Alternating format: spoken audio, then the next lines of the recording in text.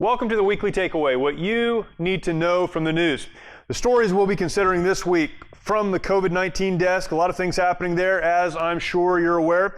We'll also investigate the fact that communists are not team players.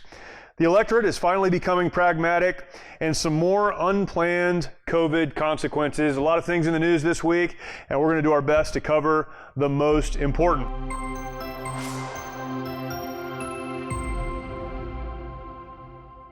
We'll begin with the COVID-19 desk. Again, so many things happening in this regard, and we'll continue to talk about this in the weeks ahead. But some things I want to point out to you that I think bring us to a great takeaway. We see first that the Wisconsin Supreme Court overturned the governor's stay-at-home order. And across the country, so many governors have decided that they are not just governors of states, but that they are dictators of the world. And so they're dumping on top of the electorate rules and regulations and restrictions that are really not sustainable.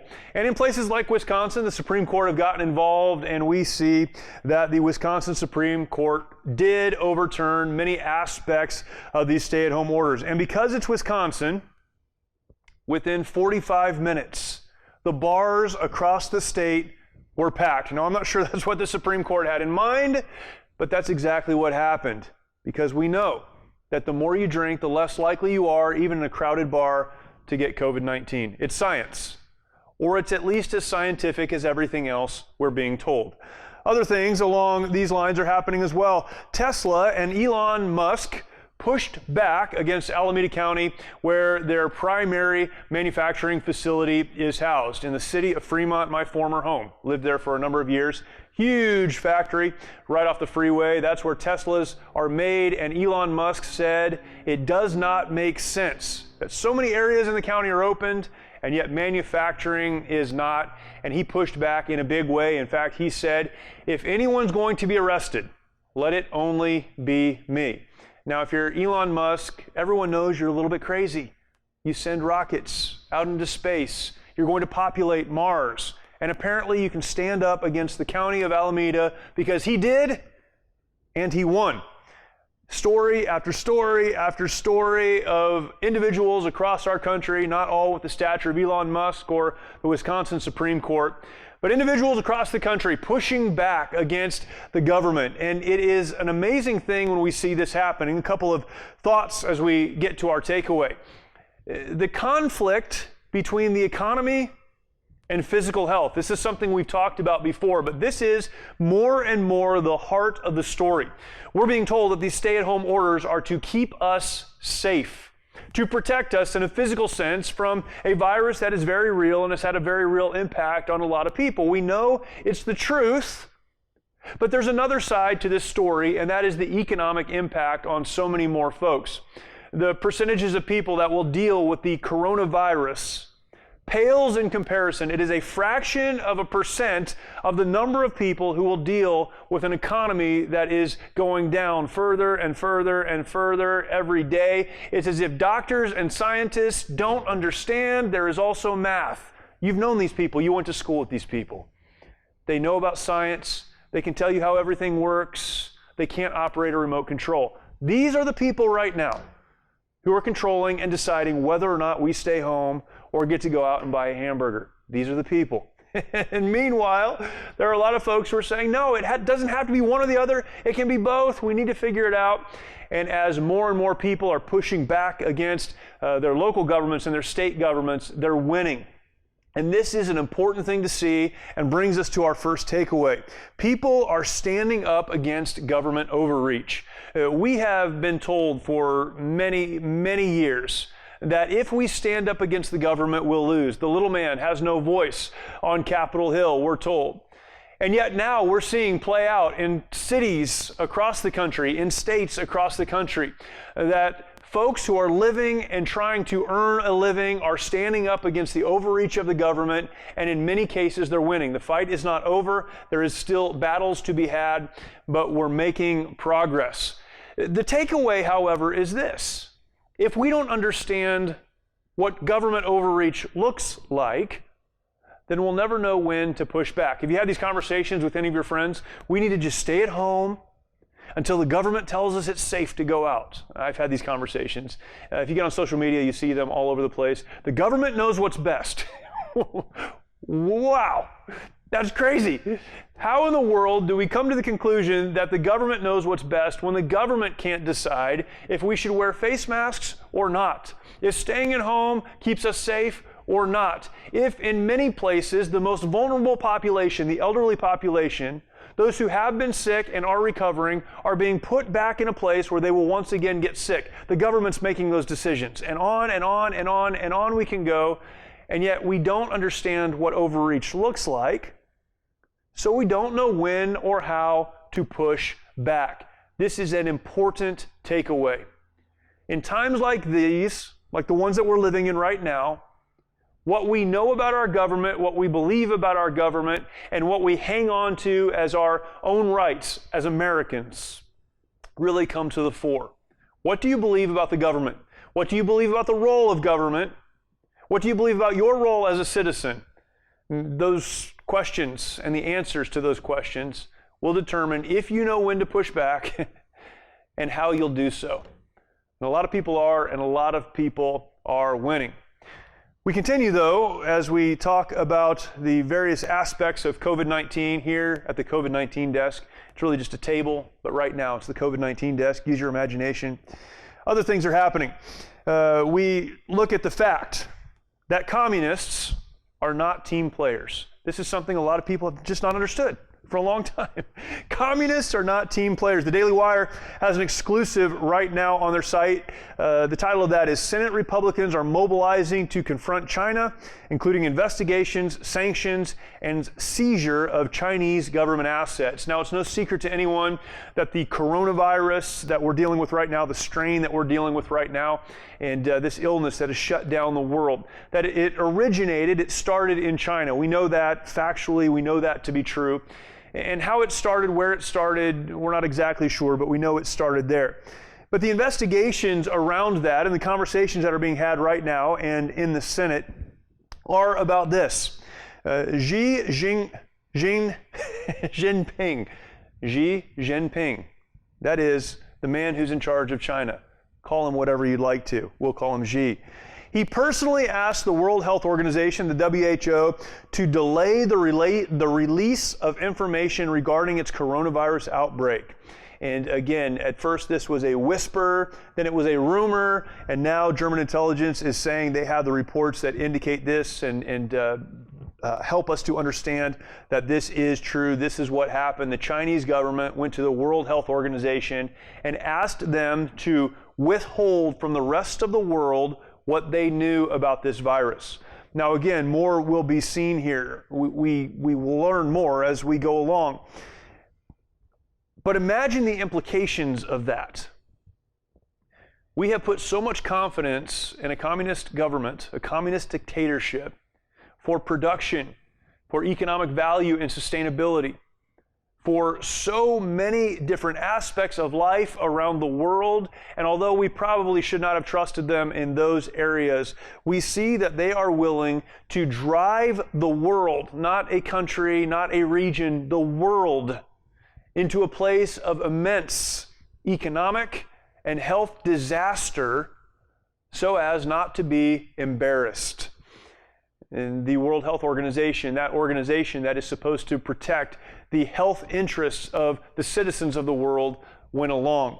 We'll see what comes from this, but one thing I believe we learn, the takeaway from this story, at least for me, is that we are all looking at the same data, but coming to very different conclusions. We're all looking at the same data. Now, how this data is procured, where it comes from, how it's built, how it's presented, we could question all of those things, but we're all looking at the same data and coming to very different conclusions. And as we move through this crisis, we're beginning to conclude that this is not something that happened accidentally, or if it did happen accidentally, there was a moment in time where the pandemic could have been prevented. We need to look at the data as clearly as possible, understand it as clearly as possible, and move forward on the other side of this pandemic, on the other side of this crisis, move forward in a way that will protect our interests as citizens, not only of the world, but more specifically of the country of the United States. There is so much tied to this COVID-19 story, and I'm sure it's something we'll be talking about probably for generations. But those are your updates today. We turn to another story, and this is, man, what a great story from my opinion. And it's something that we see that really has shaken things up in the state of California where I live. The electorate is finally becoming pragmatic. The electorate is finally becoming pragmatic. Now, if you're not familiar with California, let me sum up our political system. Think liberal, think left, and then go a couple steps more left. That's where we are in a lot of places. We have some good people, some very conservative people, a lot of kind of salt of the earth people here, but those who are controlling the political landscape in California are as left as you can possibly be. And in particular, there is a North Orange County, South Los Angeles County congressional district that has been democratically controlled for 22 years. 22 years democratically controlled. In fact, there are 30,000 more Democratic registered voters in this district than there are Republicans. And this week, for the first time, again in 22 years, a Republican took a congressional seat in that district. Mike Garcia took a seat previously held by Katie Hill, who had to vacate that under some crazy circumstances, which I will not share with you now. An insane story. She had to step down. A special election took place, and thankfully, Mike Garcia was able to take that. And this speaks to so many things in a state like California. One of the big things it speaks to is that often in the middle of chaos, there is great clarity. In the middle of chaos, there's great clarity. Now, every parent watching knows exactly what I'm talking about. You walk into your kid's room, they're throwing things at each other, there's stuff all over the floor, people are screaming, they're blaming each other for their problems, and because you're a parent and an adult, you could look at that and go, all right, I know exactly what's going on here, right? The chaos somehow brings clarity. Right now, we're going through a very chaotic moment in our country, more chaos probably in California than in many other places because our legislature and our governor are out of their mind. There's tremendous chaos, and the thing that chaos has produced is clarity. For the first time in at least 22 years, at least in this one district, and I would argue across the state, folks are seeing things as they really are. The chaos has produced a class of politicians that are thankful for the chaos so that they can become dictators. And we're seeing that for the first time. We're seeing how their policies and their procedures and the way that they handle government are failing at the most important moment in our history. We're observing all of these things happen. The chaos has produced a clarity that we have lacked, and I'm thankful that so many voters are finally becoming pragmatic. They're seeing the reality of how liberal left policies impact their day-to-day lives, and because of that, they would elect a man to Congress like Mike Garcia. Now, we don't know how this will impact the rest of the election cycle that we're in. We're going to come to November and see how all of this pans out, but I would venture a guess that this is a thought, this is a situation, this is a pragmatic view of life that's happening in more and more places across the country. And then finally today we look at a very important story, perhaps the most important story that we'll consider today, the unplanned COVID consequences. Here it is. McDonald's has finally detailed what dining in will look like going forward. This is an important story. I realize the rest is important as well, but if you eat at McDonald's as many times a week as I do, you know that this is the most important story. So here's what McDonald's has done. They've detailed what dining in looks like. It's a large document, many pages, but three of the most important things. Number one, they will clean the digital kiosks each time it's used. I don't know when the last time you went to McDonald's was, but something changed about a year ago.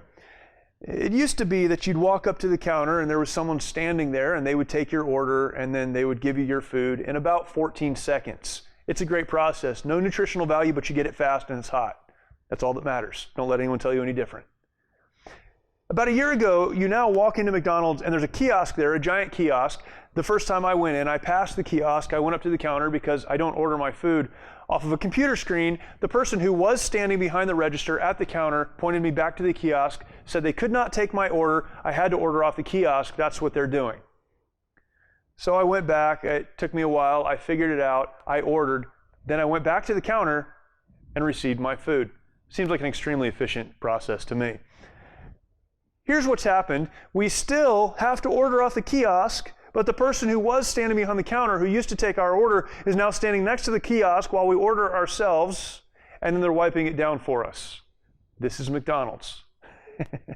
This is the process that will carry us forward in this deep, dark day in which we're living.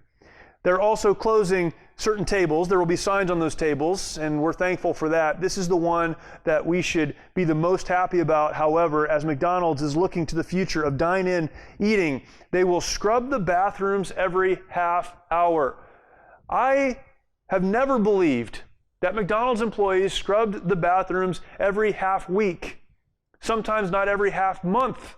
I'm thankful to know that those employees will find the bathrooms and will begin cleaning them. And this is one of the unplanned, albeit positive, COVID consequences. A lot of things going on in our world, and so many of them are important, and I encourage you, as I always do, receive the news, get beneath the headlines, and do your best not just to consume, but to ask the question, what's the takeaway? How does this story impact me? Hope this has helped you, and we will see you next week.